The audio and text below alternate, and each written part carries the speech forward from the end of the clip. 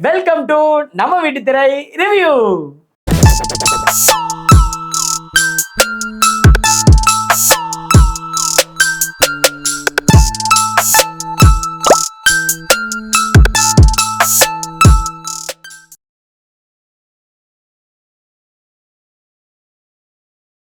இன்னைக்கு நாங்க பார்த்துட்டு வந்த படம் டாமினிக் அருண் டைரக்ஷன்ல நஸ்லின், கல்யாணி பிரியதர்ஷன், அருண் குரியன், சந்து சலீம் மற்றும் பலர் நடிச்சு. என்ன அவரை விட்டீங்க? சாக்லேட் காஃபி சாண்டி மற்றும் பலர் நடிச்சு ஆகஸ்ட் 29 தியேட்டர் ரிலீஸ் ஆன லோகா சாப்டர் 1 சந்திரா.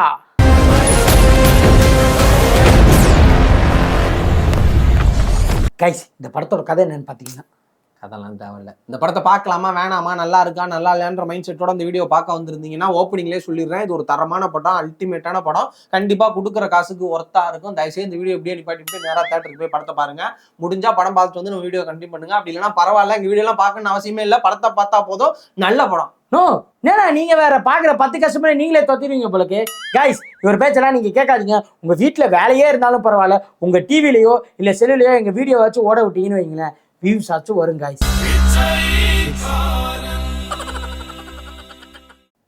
படத்தோட டீமே ரொம்ப ஹைப் ஏத்தாம நார்மல் ப்ரொமோஷன் தான் படத்தையே ரிலீஸ் பண்ணியிருக்காங்க. ஆனா நீங்க வீடியோட ஸ்டார்டிங்லேயே எவ்வளோ ஹைப் ஏத்துனா நம்ம வியூவர்ஸ் அதை பார்த்து அவங்க ஒரு மைண்ட் செட்டோட போய் படத்தை பார்த்து அந்த படம் அவங்களுக்கு பிடிக்காம போய் திரும்ப வந்து நம்மளை கமெண்ட்ஸ்ல கை ஊற்றினா என்ன பண்ணுவீங்க? வாங்கிக்க வேண்டியதான், வேற என்ன பண்ண முடியும்?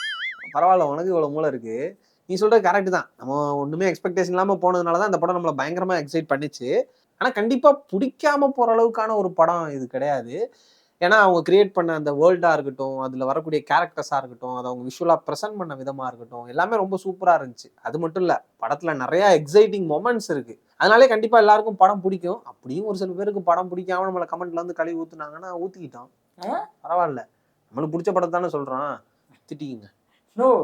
படத்தோட டைரக்டர் கூட இவ்வளவு கான்பிடென்டா பேச மாட்டாருனா, ஆனா உங்க கான்பிடென்ட் வேற லெவலு.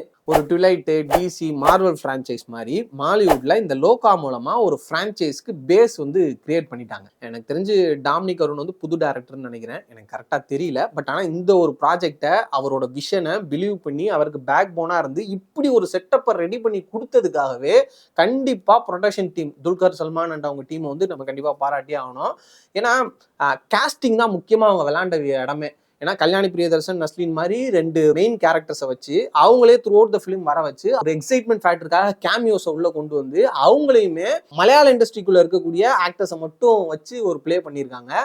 இதை வச்சு ஒரு பேஸ் ரெடி பண்ணிட்டாங்க. கண்டிப்பா இது ஒரு எக்ஸ்பெரிமெண்டல் ஃபிலிம் தான். இது ஒர்க் அவுட் ஆகாம போயிருந்தா டோட்டலா முடிஞ்சிருக்கும். பட் ஆனால் இது ஒர்க் அவுட் ஆயிருச்சு. இப்போ இது ஒர்க் அவுட் ஆனதுனால நமக்குள்ள பயங்கர ஒரு எக்ஸைட்மெண்ட் இருக்கு. இப்போ அடுத்தடுத்த சாப்டர்ல யார் யார் வருவா, மேபி அதர் ஸ்டேட் ஆக்டர்ஸ் கூட வந்து உள்ள கொண்டு வரலாமா, அவங்க வில்லனா வருவாங்களா ஹீரோவா வருவாங்களா, இப்போ இவங்கள யார் யார் வந்தா எப்படி இருக்கும், நம்மளுக்குள்ளே ஒரு தேரி ஓடுது. கடைசியில எல்லாரும் அப்படியே ஒன்னானோன்னு நிற்கும் போது அவெஞ்சர்ஸ் அசம்பிள்ன்ற மாதிரி நம்ம இதுல ஒரு ஆள் நிற்கும் போது எப்படி இருக்கும், பயங்கர எக்ஸைட்மெண்ட்டா இருக்கு. இந்த படத்துல எனக்கு ரொம்ப பிடிச்சது என்னன்னா, அந்த ஃபர்ஸ்ட் ஹாஃப்ல இந்த வேர்ல்டு, அந்த வேர்ல்டு இருக்கக்கூடிய கேரக்டர்ஸ்லாம் யாரு, இவங்களுக்கு என்ன ஃப்ளாஷ்பேக், இதை வச்சு ஒரு ப்ராப்பர் செட் பண்ணிட்டாங்க. நம்மளுக்கு ஒரு எக்ஸைட்மெண்ட்டும் ரெடி ஆயிடுச்சு.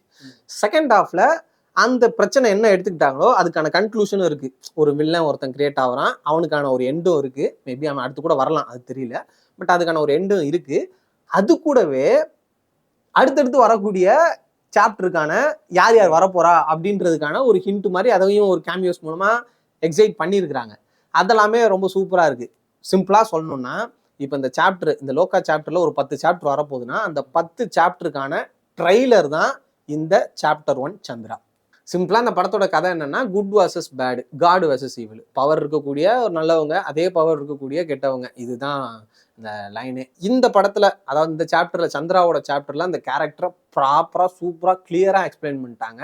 அது மட்டும் இல்லாம கூட வரக்கூடிய கேரக்டர்ஸ்க்கும் என்ன கனெக்ஷன் இருக்கு, அந்த சன்னி கேரக்டர் மூலமா நம்ம வந்து நிறைய அவளை தெரிஞ்சுக்கிறோம். கிட்டத்தட்ட சன்னி கேரக்டர் தான் நம்ம. அந்த சன்னி கேரக்டர் கூட வரக்கூடிய அவரோட ஃப்ரெண்ட்ஸ் கேரக்டர் மூலமா நம்மளை பயங்கரமா என்டர்டெயின் பண்ணியிருந்தாங்க. நிறைய இடங்களை நம்ம சிரிச்சோம். எக்ஸைட்மெண்ட்டான விஷயங்களும் இருக்கு, என்டர்டெயினுக்கான விஷயமும் இருக்கு. ஸோ படம் முழுக்க நம்மளை பயங்கரமா என்டர்டெயின் பண்ணிட்டே இருந்தாங்க. டைரக்டரோட இந்த இமேஜினேஷனை விஷுவலாக ரொம்ப சூப்பராக கொடுத்துருந்தாரு சினிமோட்டோகிராஃபர் நிமிஷ் ரவி. லைட்டிங்லாம் சூப்பராக இருந்துச்சு. ஒரு காம்போசிஷனும் பார்க்கறதுக்கு அவ்வளோ சூப்பராக இருக்கும். சும்மா நார்மலாலாம் ஃப்ரேம் வைக்கல, ஈவன் ஷோல்டர் ஷாட்டா இருந்தா கூட அந்த ஃப்ரேம் வந்து அவ்வளவு பார்க்க ரொம்ப சூப்பரா இருந்துச்சு. ஒரு ஹாலிவுட் படம் பாக்குற மாதிரி இருந்துச்சு. ஆமா, செம்ம குவாலிட்டியா இருந்துச்சு. இந்த படம் சாப்டர் அடுத்தடுத்தா பயங்கரமா ஹிட் ஆச்சுன்னா வேர்ல்டு வைடு ஆடியன்ஸ் கிரியேட் ஆயிட்டாங்க, ஃபேன்ஸ் கிரியேட் ஆயிட்டாங்கன்னா இது இன்னும் குவாலிட்டியா வரும். அயன் மேனே உள்ள வருவாரு. அதுக்கப்புறம் ஜேக்ஸ் பிஜாயோட மியூசிக் மிரட்டி விட்டாப்ல. படத்துல பாட்டெல்லாம் இல்ல, பிஜிஎம் மட்டும்தான் தெரியுது. நல்ல தேட்டர்லாம் பாத்தீங்கன்னு வச்சுக்கோங்க, அப்படியே நம்மளுக்கு மியூசிக்ல கூஸ் பம்ஸ் ஆயிட்டே இருக்கு. படம் முழுக்க நிறைய இடங்கள் நம்மளுக்கு வந்து அந்த மொமெண்ட்ஸ் கிரியேட் ஆயிட்டே இருக்கு. Jakes பிஜாயோட work ultimate. எடிட்டிங்குமே ரொம்ப சூப்பரா இருந்துச்சு. டக்கு டக்குன்னு அந்த ஸ்டண்ட் சீக்வன்ஸ் எடிட் பண்ண விதமா இருக்கட்டும் எல்லாமே சூப்பரா இருந்துச்சு. முக்கியமா ஸ்டண்ட் சீக்வன்ஸ்லாம் அல்டிமேட்டு. கல்யாணி பிரியதர்ஷன் செம்ம பெர்ஃபார்மன்ஸ். ஸ்டண்ட்லாம் வேற லெவல்ல இருந்துச்சு. பாலிவுட் படங்கள் எல்லாம் இந்த உமன் சென்ட்ரிக் படங்கள் பார்க்கும்போது அதெல்லாம் சண்டை போடுவாங்க, நமக்கு நம்பிக்கையே இருக்காது. ஆனா இங்க இவங்க அடிக்கிறதெல்லாம் பார்த்தா கண்ணீர்னு செம்மையா பிரசன்ட் பண்ணியிருந்தாங்க. நம்புற மாதிரி அதை பிரசன்ட் பண்ணியிருந்தாங்க. அவங்களோட பெர்ஃபார்மன்ஸுமே ரொம்ப சூப்பரா இருந்துச்சு. சரி ஆக்ரோஷமா இருக்காங்களே அப்படின்னு பார்த்தா ஒரு ஃப்ரேம்ல அழகா வெள்ளை கலர் ட்ரெஸ் போட்டு வந்து நிற்பாங்க. பார்க்க அழகாவும் இருப்பாங்க. கிளியே கிளியே மணி மணி அழகாவும் இருந்தாங்க. அந்த ஃபைட் சீன்லாம் பார்க்க ரொம்ப ஆக்ரோஷமாவும் இருந்தாங்க. நஸ்லினோட பெர்ஃபார்மன்ஸும் செம்ம என்டர்டெய்னிங்கா இருந்துச்சு. அவர் முழுக்க ஆச்சரியமான எக்ஸ்பிரஷன்ஸ் தான். ஐயோ மாட்டிக்கிட்டேனே, இந்த மாதிரி எக்ஸ்பிரஷன்ஸை கொடுத்தே நம்மளை வந்து பயங்கரமா சிரிக்க வச்சிருந்தாரு. அதே மாதிரி அவர் ஃப்ரெண்டா நடிச்சிருந்த சந்து சலீமா இருக்கட்டும், அருண் குரியனா இருக்கட்டும், அவங்களோட என்டர்டெயின்மெண்ட் அதுவும் ரொம்ப சூப்பரா இருந்துச்சு. அப்புறம் படத்துல சில பல கேமியோஸ் இருக்கு, அதனால நான் என்ன ஏதுன்னு சொல்ல விரும்பல. பட் கேமியோஸ் இருக்கு, கண்டிப்பா அவங்கள எக்ஸைட் பண்ணுவாங்க. முக்கியமா எனக்கு அந்த மெஜிஷியன் கேமியோ ரொம்ப பிடிச்சிருந்துச்சு. எனக்கு தெரிஞ்சு இந்த ஒரு ஃப்ரான்ச்சைஸ்க்கு ஒரு பெரிய ஃபேன் பேஸ் கிரியேட் ஆகிறதுக்கு நிறைய வாய்ப்பு இருக்கு. எனக்கு உண்மையிலே படத்துல ஒருத்தர் ரொம்பவே பிடிச்சிருந்துச்சு. அவர் பார்க்கவும் செம்மையா இருந்தார். இந்த படத்துல மிரட்டி விட்டுருந்தாரு. வேற யாரு, நம்ம சாண்டி மாஸ்டர் தான். ஆமா, இன்ஃபேக்ட் ஆரம்பத்துல இவர் தான் மெயின் வில்லனா இருக்கக்கூடாது அப்படின்ற ஒரு எண்ணம் இருந்துச்சு. ஏன்னா இது ஒரு பயங்கரமான ஒரு படமா இருக்கு, இதுல வில்லன் ரொம்ப நார்மலா இருக்கிற மாதிரியே இருக்கே அப்படின்னு ஒரு ஃபீல் இருந்துச்சு. ஆனா அதுக்கப்புறம் போக போக அவரோட பெர்ஃபார்மன்ஸ் இந்த ஒரு டெட்லி ஈவில்னு சொல்லுவாங்கல்ல, அந்த மாதிரி பயங்கரமா இருந்தாரு, வெறித்தனமா இருந்தாப்புல. ஒரு சில க்ளோஸ் ஷாட்லாம் அவரோட எக்ஸ்பிரஷன் பார்க்கும்போது நம்ம லியோல பார்த்துருக்கோம், ஆனா அதை விட இதுல பல மடங்கு இருக்கு. மேபி அந்த லியோவை பார்த்துட்டு தான் இவரை வந்து பிக் பண்ணியிருப்பாங்கன்னு நினைக்கிறேன். இந்த மாதிரி கேரக்டர் நீங்க பண்ணணும் அப்படின்ட்டு மிரட்டி விட்டாப்ல. ஆர்ட் டிபார்ட்மெண்ட்லாம் பார்த்து மிரண்டேன். சில இது லைவ் லொகேஷனு, பட் பல விஷயங்கள் செட்டு தான் போட்டிருந்தாங்க. ரொம்ப சூப்பரா பண்ணியிருந்தாங்க ஆர்ட் டிபார்ட்மெண்ட்டும். ரைட்டிங்காகவும் படம் ஸ்ட்ராங்கு. டாமினிக் அருண் டேரக்டரும் சாந்தி பாலச்சந்திரன் 2 பேரும் சேர்ந்து எழுதியிருக்கிறாங்க. ரொம்ப சூப்பரா இருந்துச்சு ரைட்டிங்.